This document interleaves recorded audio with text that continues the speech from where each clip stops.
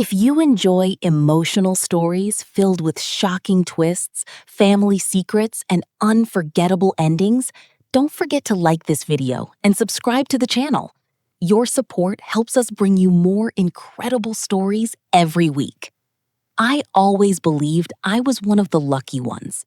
At 39 years old, I had been married to my husband Daniel for almost 15 years. We had a beautiful home in the suburbs, a 12-year-old daughter named Emma, and what appeared to be a stable, loving marriage. Of course, no marriage is perfect. Daniel worked long hours as a regional sales manager. Sometimes he traveled for business. Sometimes he missed family dinners. Sometimes he canceled weekend plans because of important meetings. But I trusted him completely. Trust wasn't something I gave easily.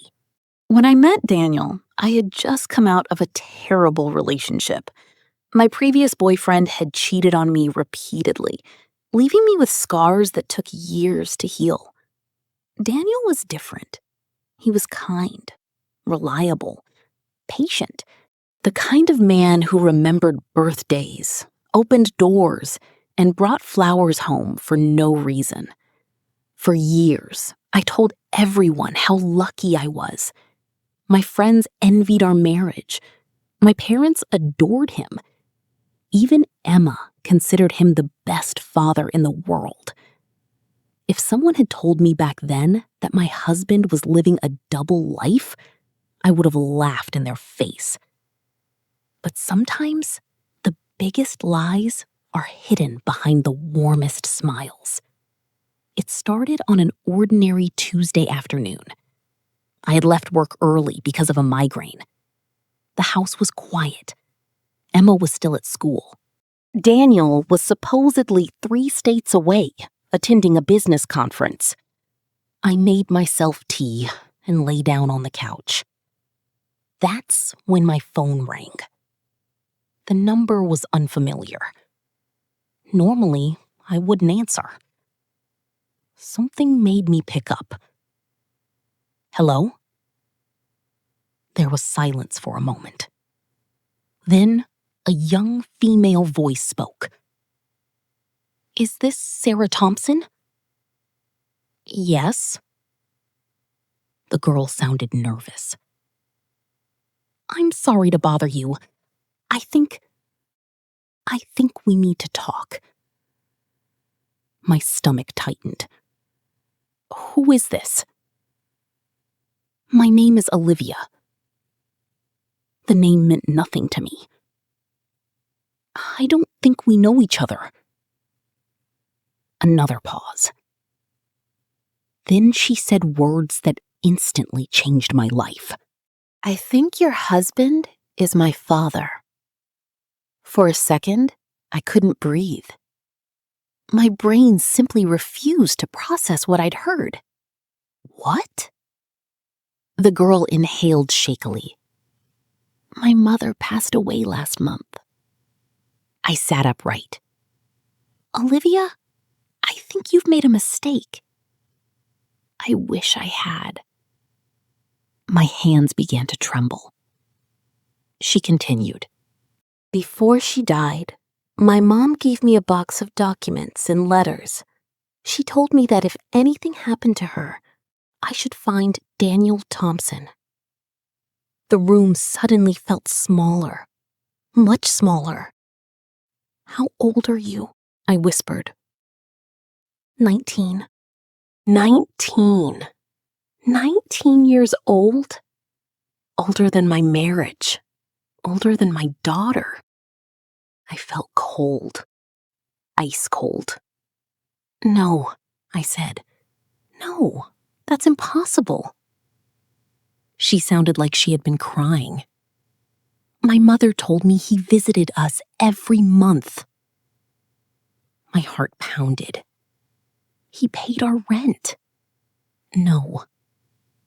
He attended my school events. No. He told me he loved me. I stood up so quickly that my tea spilled across the floor. Every word felt like a knife. This couldn't be happening. Daniel wasn't that man. He couldn't be. For nearly 15 years, I had shared my life with him. I knew him, didn't I? I need proof, I said. Olivia immediately agreed. I can show you. An hour later, we met at a small cafe downtown. I almost turned around 3 times before walking inside. Part of me hoped she wouldn't show up. Part of me prayed this was all some terrible misunderstanding. Then I saw her, and my heart stopped. She looked exactly like Daniel. The same dark eyes, the same smile, the same chin. Even the way she tilted her head reminded me of him. I sat across from her in complete shock. Without saying a word, she opened a folder. Photographs spilled across the table. There was Daniel, holding a little girl on his shoulders, standing beside a Christmas tree, at a birthday party, at a school graduation. Year after year, photo after photo, memory after memory. An entire life I never knew existed. My hands shook uncontrollably. When were these taken? I whispered. Olivia pointed at dates written on the backs. Some photos had been taken during weekends Daniel claimed he was traveling for work. Others matched business trips I remembered perfectly. The conference in Chicago, the training seminar in Denver, the annual sales meeting in Seattle. All lies. Every single one. Tears blurred my vision. I felt sick. Physically sick. Olivia quietly pushed another envelope toward me. Inside were copies of bank transfers, monthly payments. 12 years. 12 years of financial support. 12 years of secrets. 12 years of deception. I stared at the evidence. Then I looked at Olivia. Did he know your mother? She nodded. They met before you got married. The words hit me like a truck. Before me. Before our wedding. Before our daughter. Before everything. My husband hadn't simply had an affair. He had built an entirely separate family and somehow managed to keep both worlds hidden for over a decade. That evening, I drove home in silence. I don't remember the trip. I don't remember traffic lights. I don't remember parking the car. All I remember is staring at our family photos hanging on the living room wall. Every smiling face suddenly felt fake. Every happy memory felt poisoned. At 8:17 p.m., Daniel called. Hey, sweetheart. His voice sounded normal, relaxed, comfortable. The voice of a man who believed his secret was safe. How was your day? For a moment, I couldn't speak. I simply listened. The man I loved. The man I trusted. The man who had lied to me for 12 years. And he had no idea I finally knew the truth. Everything okay? He asked. I looked at our wedding picture, then at Emma's school portrait, then out the window into the darkness. And for the first time in 15 years, I lied to my husband. Yes, I said quietly. Everything's fine. But nothing would ever be fine again. For the next 3 days, I said nothing. Not to Daniel, not to Emma, not even to my best friend. I carried the secret alone, like a stone tied around my neck. Every time Daniel called from his business trip, I felt physically ill. Every time he said, "I love you," I wondered how many times he had said the same words to someone else. I barely slept. My mind replayed every moment of our marriage, every late-night meeting, every canceled vacation, every unexplained absence. The signs had been there all along. I simply hadn't wanted to see them. When Daniel finally returned home that Friday evening, I watched him walk through the front door, carrying a suitcase and a smile. "Hey, beautiful." He kissed my forehead. The same forehead he had kissed thousands of times. The same forehead he had probably kissed after spending time with another family. "Missed you." I forced a smile. "Missed you too." The lie tasted bitter. Emma ran downstairs and threw her arms around him. "Dad!" Daniel laughed and hugged her tightly. Watching them together nearly broke me, because whatever else he was, genuinely loved our daughter. That much was obvious. The question was whether he had loved us enough to tell us the truth. That night, after everyone went to sleep, he quietly unlocked his office. Daniel kept most of his work documents there. For years, I had respected his privacy. Now, I wasn't interested in privacy. I wanted answers. I searched every drawer, every cabinet, every folder. For nearly 2 hours, I found nothing. Then I noticed something strange. A locked metal box hidden behind old tax records. I had never seen it before. At first, I couldn't open it. Then I remembered Daniel's birthday. I entered the numbers. The lock clicked. My heart nearly stopped. Inside were dozens of documents: property records, bank statements, insurance papers, photographs, and one document that instantly caught my attention: a mortgage agreement. The property address was unfamiliar, but Daniel's name was on it. My husband owned another house, a house I had never heard about. I felt dizzy. My hands trembled as I continued reading. The house had been purchased 12 years earlier, the exact same year Emma was born. The exact same year Olivia's mother had begun receiving monthly payments. My knees nearly gave out. This wasn't just a secret relationship. This wasn't just financial support. Daniel had been maintaining another household, an entire second life. I spent the rest of the night photographing every document with my phone. When I finally climbed back into bed, Daniel was sleeping peacefully beside me. I stared at him until sunrise, and for the first time in my life, I felt absolutely nothing. No love, no comfort, no trust, only questions. The following Monday, after dropping Emma off at school, I drove to the address listed on the mortgage papers. The house sat in a quiet neighborhood about 40 minutes away. It wasn't large, but it was beautiful. A white 2-story home with flower beds and a small front porch. The kind of house families dream about.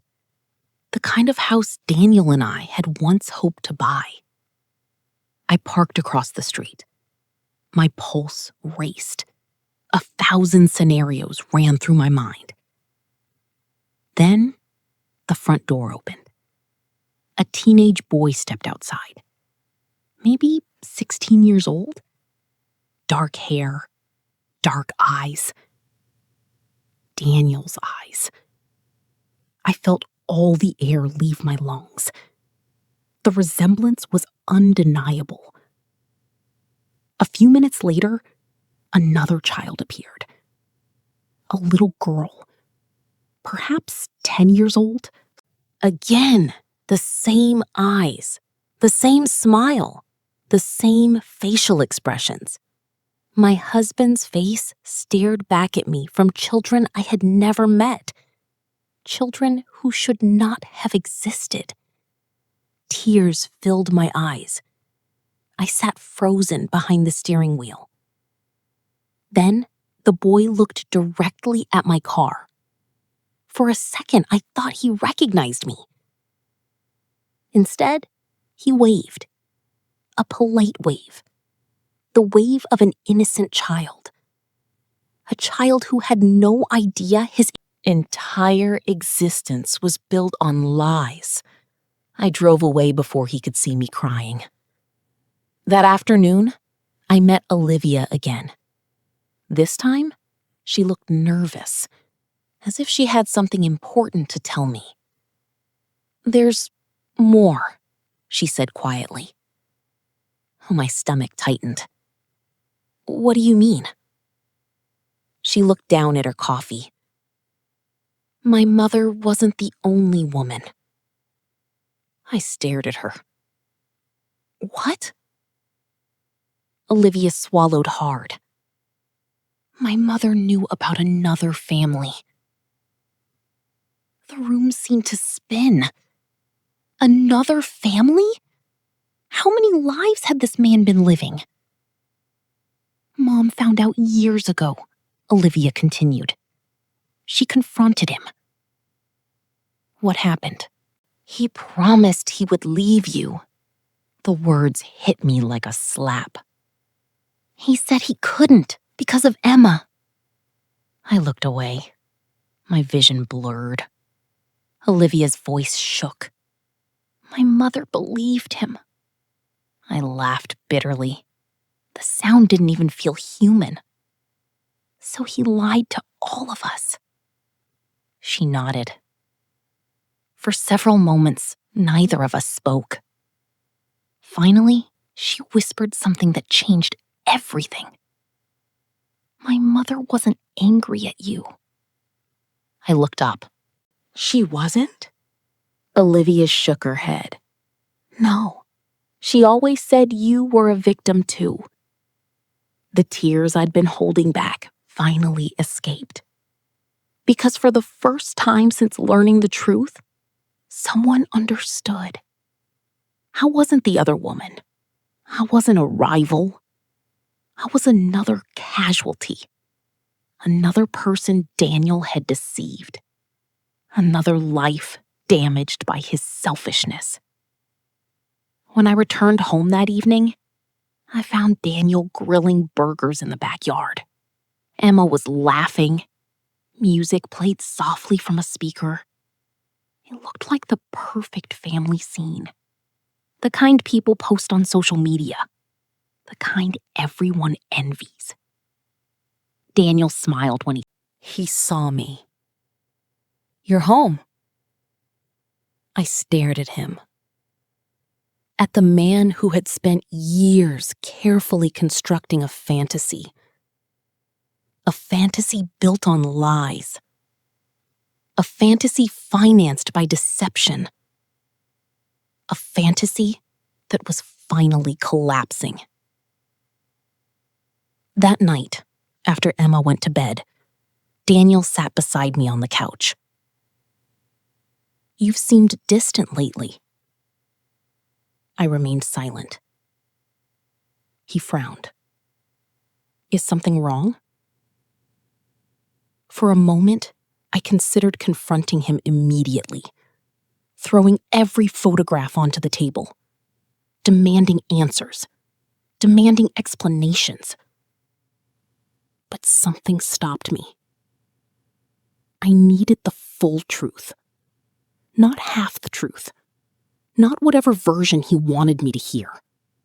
The full truth. So I smiled.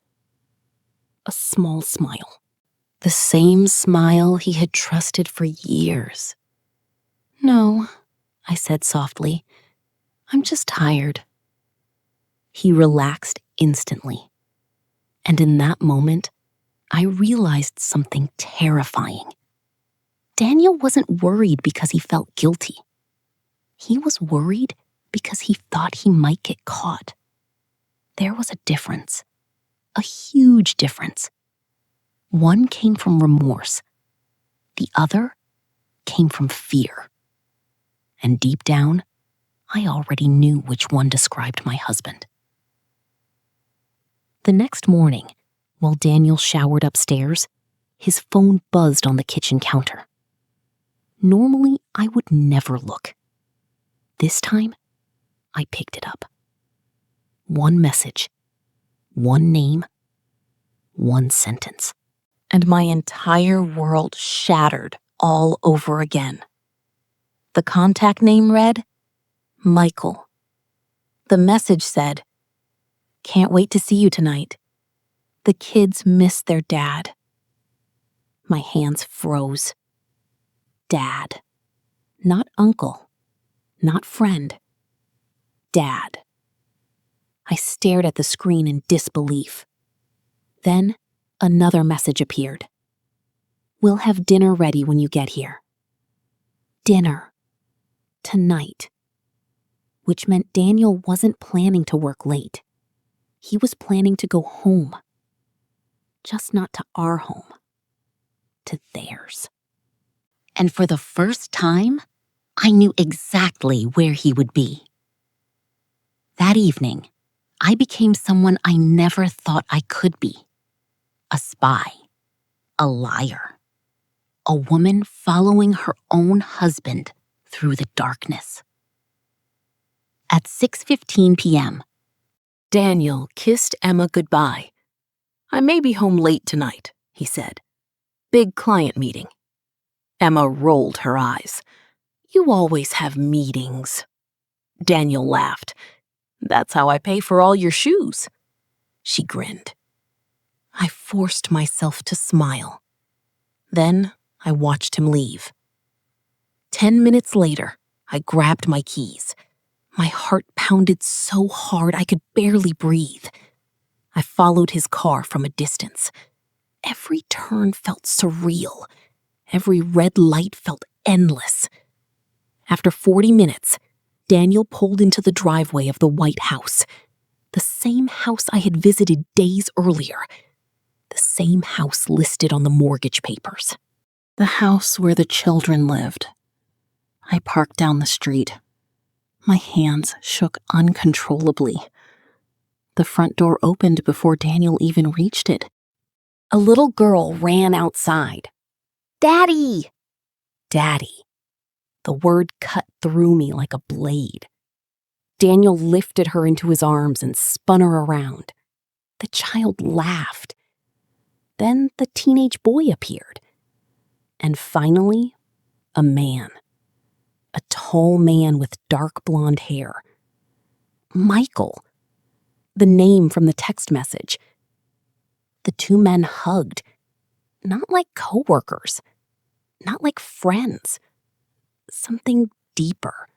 Something far more intimate.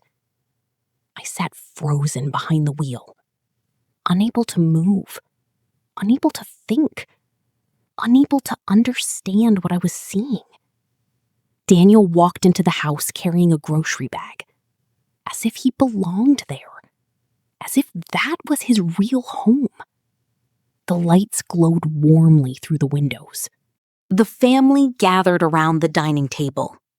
And suddenly, a horrifying realization hit me. Daniel hadn't built one secret family. He had built two. And somehow, I was only discovering it now. I don't remember driving home. I don't remember parking. I only remember sitting in my dark living room for hours, trying to make sense of everything. The affair, the children, the hidden house, Michael. None of it fit together. Nothing made sense anymore. The next morning, I made a decision. I needed answers directly from Michael. Not Daniel. Michael. So I returned to the house.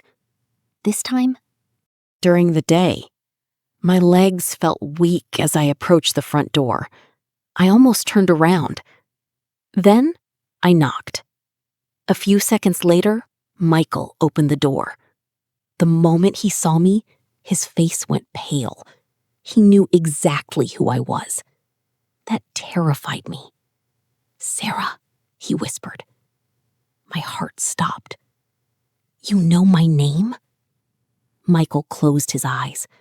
For a moment, he looked exhausted, defeated. Then he nodded. "Come inside." The living room was neat and comfortable. Family photos covered the walls. Photos of Daniel. Photos of the children. Photos of Michael. Photos spanning years. An entire life. A life hidden from me. I sat down slowly. Michael remained standing. Neither of us spoke for nearly a minute. Finally, I broke the silence. "How long?" Michael looked away. 12 years. The same number, again and again. 12 years. 12 years of lies. 12 years stolen from all of us. "You knew about me?" He nodded. My chest tightened. "And you were okay with this?" The pain in my voice surprised even me. Michael looked devastated. "No." "Then why?" His eyes filled with tears. The answer came so quietly I almost missed it. "Because Daniel lied to me too." I stared at him. "What?" Michael sat down across from me. For the next hour, my understanding of reality completely collapsed. According to Michael, he had met Daniel 13 years earlier. Daniel told him he was divorced, lonely, starting over, trying to rebuild his life. Michael believed him. They fell in love. A year later, they bought the house together. Then came the children, the family, the future. Everything built on lies. "When did you learn about me?" I asked. Michael looked ashamed. 8 years ago. 8 years. 8 years. 8 years of knowing I existed. Daniel had somehow convinced him not to leave. "He told me your marriage was over." I laughed bitterly. Our marriage had never been over, not even close. We had taken vacations, celebrated anniversaries, raised a daughter, built a life, all while Daniel was telling someone else a completely different story. Michael wiped his eyes. I hated myself for believing him. For the first time, I saw another victim sitting across from me. Not an enemy, not a rival. Victim, just like me. A person manipulated by the same man. A person trapped in the same web of deception. And suddenly, all my anger toward him disappeared. It belonged somewhere else. It belonged to Daniel. If you're still watching this story, don't forget to like the video and subscribe to the channel. Stories like this remind us that sometimes the people closest to us can hide the biggest secrets. The days that followed felt like a nightmare. Michael and I began comparing timelines, photographs, messages, bank records, travel schedules. The deeper we dug, the worse it became. Daniel had created an entire system, carefully planned, carefully maintain. Birthdays with one family, holidays with another. Business trips that never existed. Hotel receipts used to cover his tracks. Separate bank accounts, separate credit cards, separate stories. Everything organized with terrifying precision. This wasn't a mistake. This wasn't a moment of weakness. This wasn't one bad decision. It was a lifestyle. A carefully engineered deception lasting over a decade. Then we found something even worse. A storage unit. One Michael didn't know about. One listed under Daniel's name. The paperwork had been hidden among old financial records. At first, we assumed it contained business files. We were wrong. Very wrong. 3 days later, Michael and Anne and I stood outside the storage facility together. Neither of us spoke. Neither of us knew what we were about to discover. The manager unlocked the unit.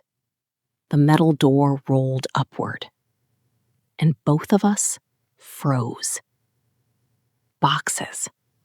Dozens of boxes. Hundreds of photographs. Old letters. Documents. Albums. Personal belongings. A complete archive of Daniel's secret life. But one photograph changed everything. It showed Daniel standing beside a woman. Neither Michael nor I recognized her. The picture had been taken 7 years earlier, and in her arms was a small child. A child who looked exactly like him. Michael slowly picked up another photograph. Then another. Then another. The same woman. The same child. Year after year. My blood ran cold. "No," Michael whispered. "Please no." Because deep down, we both knew. The truth we had feared. The truth we never wanted to find. Daniel wasn't living a double life. He wasn't even living a triple life. The evidence suggested something far worse. Something almost impossible to believe. Somewhere out there, there might be yet another family. And neither of us had any idea how many secrets were still waiting to be uncovered. For several minutes, neither Michael nor I spoke. We simply stared at the photographs scattered across the floor of the storage unit. The evidence was undeniable. Another woman. Another child. Another life. Another lie. I felt numb. Not shocked anymore. Not angry. Just exhausted. How many versions of Daniel existed? How many promises had he made? How many people had trusted him? And how many hearts had he destroyed? Michael slowly sat on one of the storage boxes. His face looked pale, broken. I don't even know who he is anymore. Neither did I. The man we thought we knew didn't exist.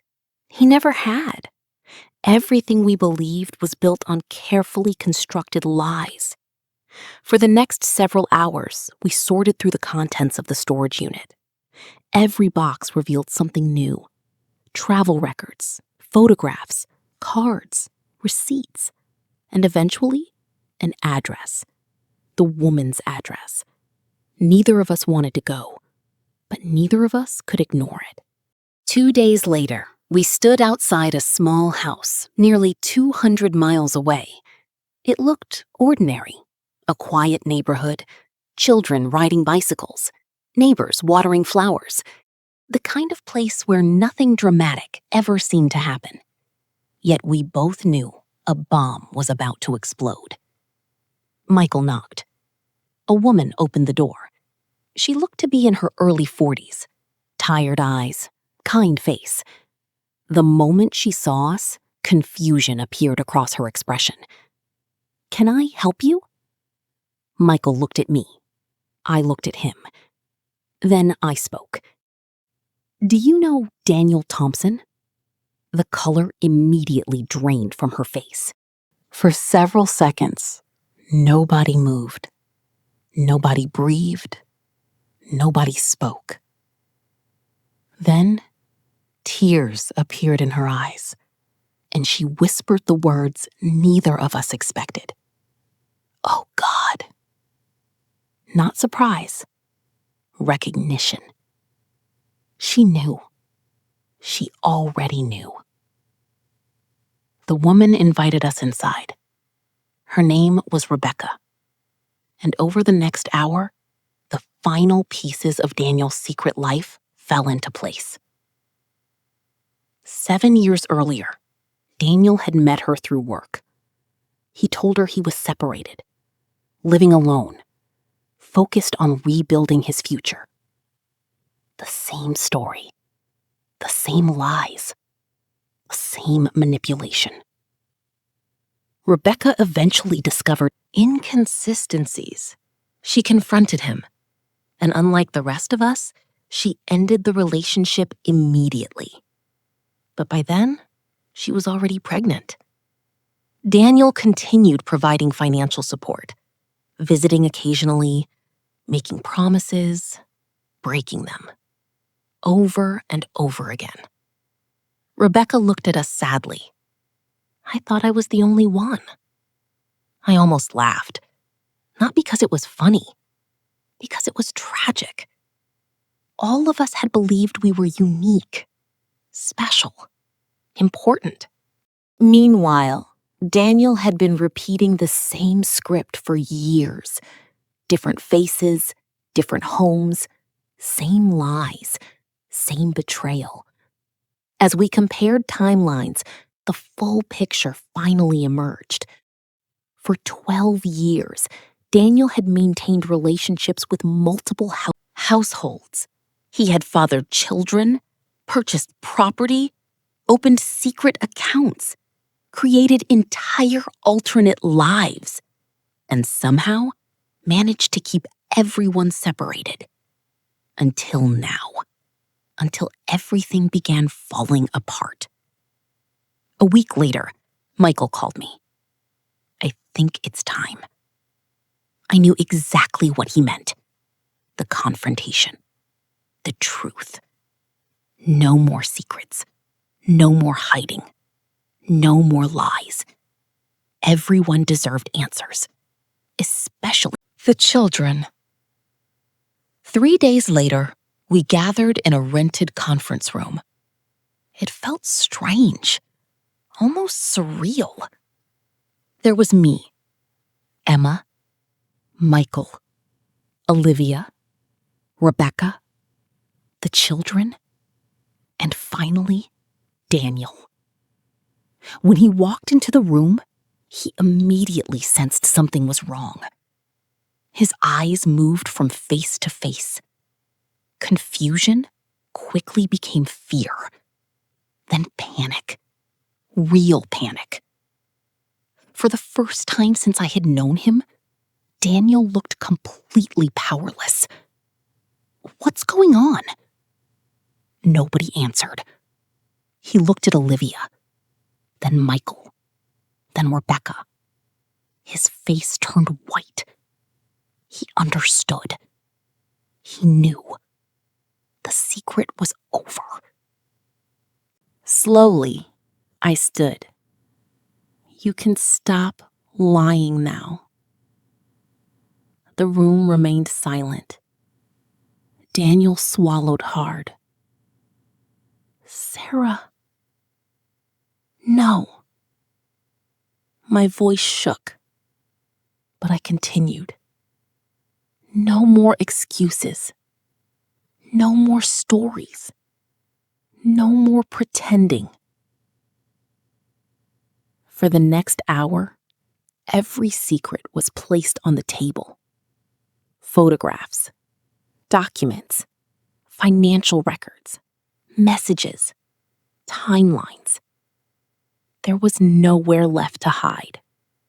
No version of events he could invent. No explanation that could undo 12 years of deception. The children cried. Michael cried. Rebecca cried. Even Olivia struggled to hold herself together. Daniel tried speaking several times. Nobody wanted to listen. Because the facts spoke louder than any apology ever could. Then something happened that I will never forget. Emma stood up. Our daughter, the little girl Daniel claimed to love more than anything. She looked directly at him. Tears streamed down her face, and she asked one simple question. Was any of it real? The room fell silent. Daniel opened his mouth, then closed it, because there was no answer. At least not one that could heal what he had broken. Emma nodded slowly, as if she had received the answer anyway. Then she walked out of the room, and Daniel began crying, really crying, not because he had been caught, not because he had lost control, but because for the first time he understood what his choices had cost him. The weeks that followed were difficult, painful, messy. Divorce proceedings began. Financial investigations followed. Multiple properties had to be sold. Assets had to be divided. Legal consequences piled up. The life Daniel spent years building collapsed piece by piece. But the most painful consequence wasn't financial. It was personal. His children stopped trusting him. Not all at once, not dramatically, slowly, quietly, one disappointment at a time, one broken promise at a time, one missed conversation at a time.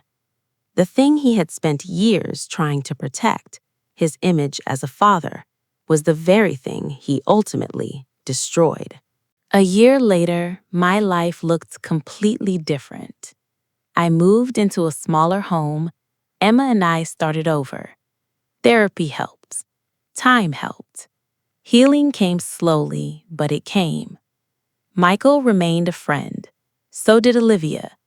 Oddly enough, the people Daniel's lies had brought together became a support system for one another.